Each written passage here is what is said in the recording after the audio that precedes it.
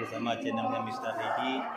Sekarang kami berada di Desa Lempang, Kabupaten Jaya, merangkap penyaluran SUREPI tahap ke-3 dan ke-4. Ini Bupati Jaya membagikan 2 titik, yang satu di Kampung Baru Sayung, yang kedua di Desa Lempang. Alhamdulillah, lansia sudah sampai di satu masjid di Kampung Masah, di Kampung Lempang. Ya, PSK sudah mendampingi semua lansia yang ada di Kecamatan Setiabakti.